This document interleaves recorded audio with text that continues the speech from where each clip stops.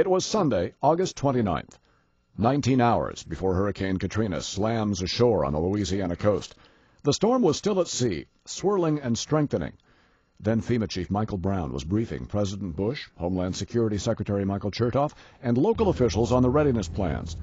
The meeting was recorded, and now, 6 months later, obtained exclusively by the Associated Press. The tape shows a clear sense of urgency.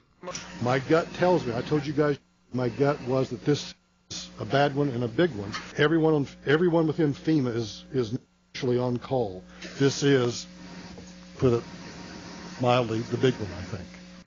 The nation's top hurricane experts offer their predictions. This is a Category 5 hurricane, very similar to Hurricane Andrew in the maximum intensity, but there's a big difference.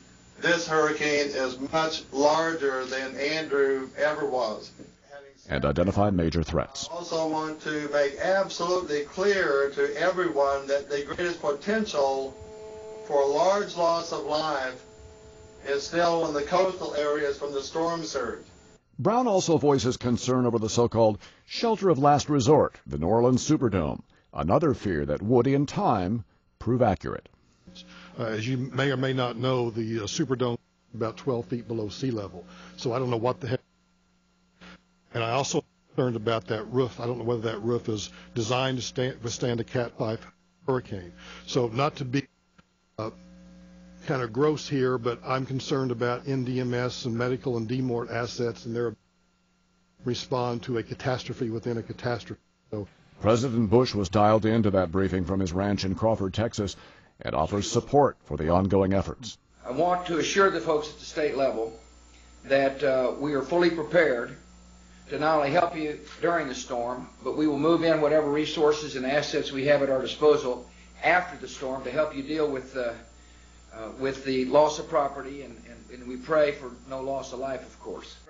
But the president doesn't ask any questions, and just 4 days later tells ABC News that no one could have predicted the scope of this storm. There is frustration, but I want people to know there's a lot of help coming. I don't think anybody anticipated the breach of the levees. A seemingly direct contradiction to what is said at the briefing.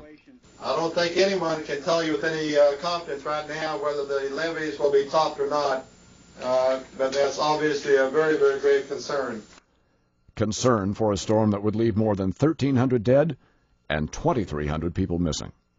Steve Knight, The Associated Press.